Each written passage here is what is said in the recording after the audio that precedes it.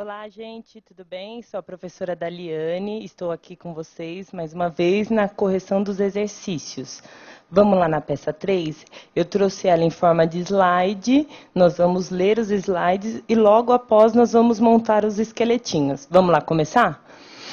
Começando lendo para vocês. Tício foi denunciado e processado na primeira vara criminal da comarca do município X. Gente, já começa, quando for fazendo os exercícios, já começa prestando atenção nos elementos mais relevantes do que o problema traz. Já para ir começando a raciocinar para tentar elaborar a questãozinha do esqueleto da peça, tá? Vamos voltar? Ainda durante a fase do inquérito policial, ele foi reconhecido, só que a vítima, ela acabou sendo fez o reconhecimento, porque ela teve medo, num orifíciozinho de uma porta. E só encontrava ele apenas. Aí teve a instrução, mas a vítima ela não afirmou em nenhum momento que ele estava ou efetuou qualquer disparo, e com isso não houve perícia na arma.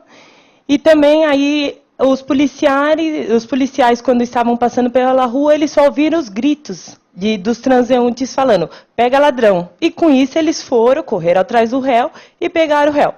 Pode trocar o slide, por favor.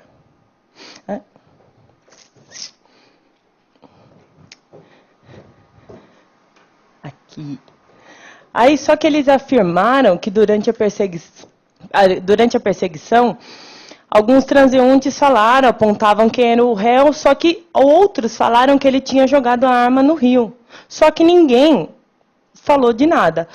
O réu a ser interrogado, ele exerceu o direito do silêncio. E com isso teve a instrução criminal, tudo, e ele foi condenado. O juiz condenou ele com base dos maus antecedentes dele e reincidência. E foi transitado e julgado essa sentença. Vamos lá. Aí eu pergunto para vocês, qual a peça cabível na condição de advogado vocês elaborariam? Então, gera um pouquinho de dúvida, porque você começa a pensar, mas já teve sentença tal, não seria um agravo em execução? Não, não seria um agravo em execução, porque o agravo em execução se pressupõe que já está na vara das execuções penais. Na verdade, seria uma revisão criminal. Por quê? Porque nós temos que se atentar àquele pequeno detalhe. A revisão criminal, ela parte daquele momento processual que está descrito no esqueleto. Qual é o momento processual? A sentença já foi transitada e julgada. Então, a partir daí, nós vamos começar a trabalhar. Vamos montar o esqueletinho? A primeira informação do esqueleto que nós vamos trazer é quem é o nosso cliente. É o acusado ou é a vítima? Nesse caso, o acusado é o Tício, né? Aí o segundo momento do nosso esqueletinho é referente qual é o crime e a pena. O crime e a pena seria crime, né? Que ele cometeu um roubo e a respectiva pena que o juiz deu para esse roubo, que foi de 8 meses...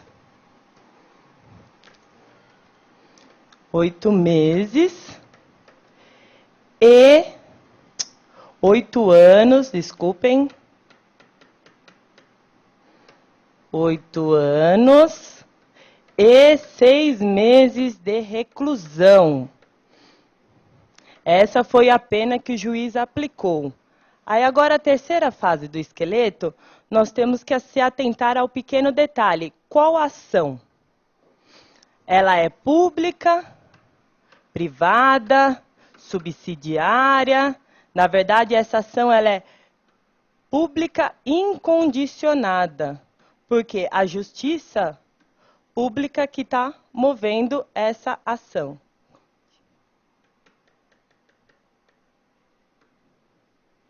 Nada. Aí nós vamos para o quarto elemento do esqueleto. Qual que seria o quarto elemento do esqueleto? O quarto elemento do esqueleto seria o momento processual. Em que momento processual está? Como nós já havíamos conversado, o momento processual é sentença transitado em julgado. Sentença transitada em julgado. E o quinto momento, que seria o rito ou sursi. O rito ou sursi nós temos que olhar, apesar que o quarto momento ele já nos mostra que se a ação pública incondicionada, ele também será pelo rito ordinário. E com essa pena, aí nós vamos para a pena em abstrato do artigo 157, que ela prevê de 4 a 10 anos. Então não caberia o sursi, que é a suspensão condicional do processo, que prevê na Lei 9.099, no artigo 89. E com isso, não cabe, então, o sursi. E aí, finalmente, nós vamos para o sexto tópico do esqueleto, que é qual que é a peça? E a peça é a revisão criminal, que vocês já devem ter aprendido em aula. É importante vocês saberem essa distinção, porque na prova da ordem no dia vai dar um pouco de confusão se é um agravo em execução, se é uma revisão criminal. Tenham sempre em mente que o momento processual da peça da revisão criminal é a sentença transitou em julgado, totalmente diferente do agravo em execução. A competência não poderia faltar. Quem é competente para julgar essa peça? Até mesmo porque o juiz de primeira instância, ele já deu a sentença e ela já transitou. O órgão competente para julgar essa peça é o Tribunal de Justiça, ou seja, o TJ do determinado estado. TJ. Aí agora vamos trabalhar um pouco com as teses que nos interessam mais, porque na verdade elas são o recheio, elas são a estrutura da peça. Então vamos lá, as teses nós temos duas. Se você voltar para o probleminha, acontece o seguinte, teve perícia na arma de fogo para comprovar a lesividade? Não, não teve. Então, essa é uma tese. A gente aguarda no bolso. Mas qual que seria a primeira? A primeira seria quanto à forma que ele foi reconhecido. Porque se você olhar lá no código, no artigo 226 do Código de Processo Penal, ele fala que eles precisam preencher uma determinada forma para a pessoa ser reconhecida. E, nesse caso, essa forma não foi respeitada. Então, na verdade, você teria que pedir essa tese, que essa forma não foi respeitada. E, subsidiariamente, você pede também aquela segunda tese que nós guardamos no bolso. O que é? É o afastamento da majorante prevista no inciso 1º do artigo 2º do parágrafo 2º do artigo 157 do Código Penal, que é a majorante de arma de fogo, até mesmo porque não houve perícia nessa majorante, nessa arma, porque ela não foi encontrada. Só que aí eu abro um parênteses, que é importante ressaltar o quê? Que essa perícia, essa afastadora da majorante, ela não cabe à desclassificação do crime do roubo, que é do artigo 157. Por quê? Porque teve a grave ameaça, não teve? Com a arma ou sem a arma, teve a grave ameaça. Então, é preciso que, na verdade, o juiz só afaste a majorante do que qualifica o crime do roubo por decorrência da arma de fogo. Ele desqualificando, vai abaixar um pouco a pena. Só que ele continua sendo imputado pelo crime de roubo. Aí nós vamos para o nosso último tópico do esqueleto, que é o pedido. O que se requer, o que se pede nessa peça de revisão criminal? Você pede o seguinte, você requer, né? Só que aí eu vou abrir outro parênteses pelo seguinte, que você, Quando trata-se de uma peça de revisão criminal, você chama o seu réu, o seu cliente, como revisionando. É muito importante ressaltar essa nomenclatura. Então, o seu cliente se chama revisionando. Você pode pedir, na hora que você for montar o seu pedido, diante o exposto ou ante o exposto, requer o revisionando. A absolvição pelo artigo 386, inciso 7º, que aquele elemento não pode ser imputado como crime. Por quê? Porque não foi respeitado os requisitos. E com isso você também pede combinado com o artigo 626, que ele trata da revisão criminal, que o juiz reconhecendo, procedendo à revisão criminal, ele pode ou substituir a pena, ou mandar outra pena, ou até mesmo absolver. Em nosso caso, nós sempre pedimos a absolvição do nosso réu, do nosso cliente. E você pede isso. Só que também tem um outro pedidinho bem interessante, que você pode colocar ou no mesmo parágrafo ou parágrafo à parte, que você pede a indenização. Por que essa indenização? Pelo seguinte motivo, essa indenização é porque nós estamos alegando que foi um erro do judiciário. E se foi um erro, nós queremos que nosso cliente seja indenizado. Então, o artigo que pede a indenização é o 630 do Código de Processo Penal. Então, você sempre vai pedir 386, inciso 7, 626, 630. Você vai pedir isso. E você também pede, aí fala, requer tudo isso, OAB, advogado, local e data, acabou, nossa peça é bem simples. Só que não esquecendo, se você colocou aquela tese subsidiária, depois que você fez o pedido da indenização pelo 630, você pode colocar ou no parágrafo, no mesmo, ou no parágrafo de baixo. Você coloca o seguinte, requer também para o revisionando que seja afastada a majorante do crime de roubo em decorrência que faltou a comprovação durante a perícia ou não houve até mesmo perícia, a vítima ela não reconheceu, não viu a arma em si e por aí vai. Você vai trabalhando esse raciocínio, tá?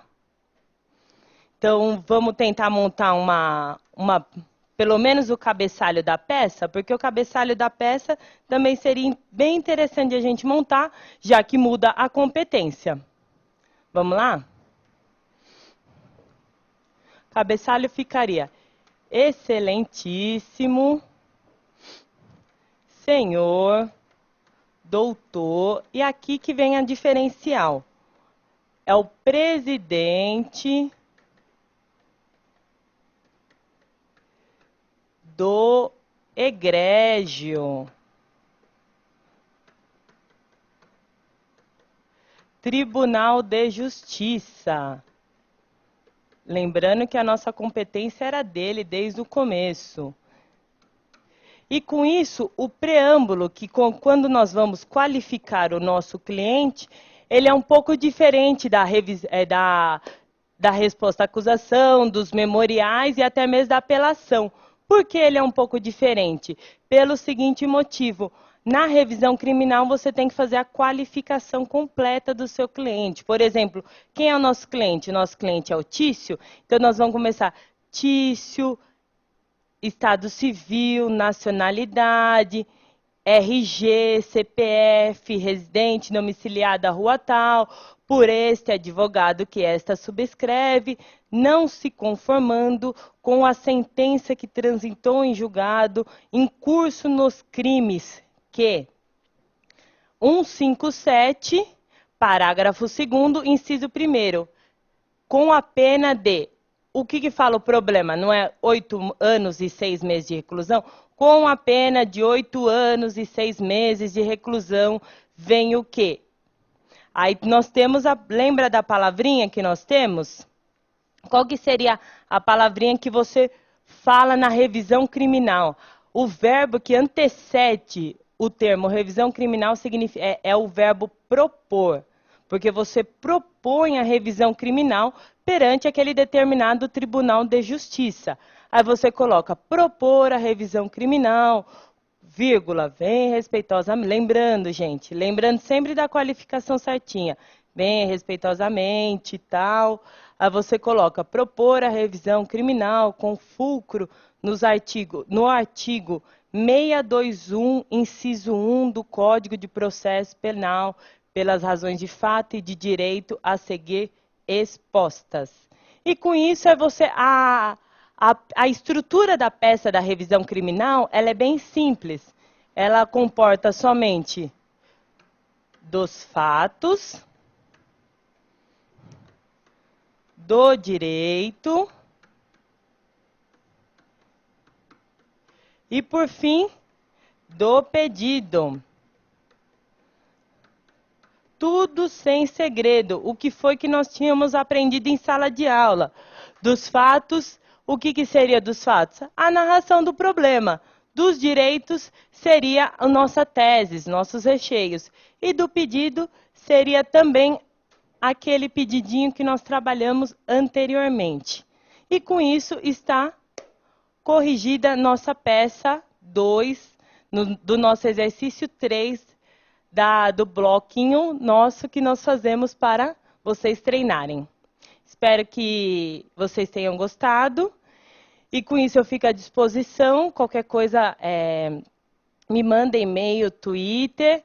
E nós vamos conversando, vamos tirando dúvida e vamos lá, vamos estudar. E sucesso para todos. Tchau.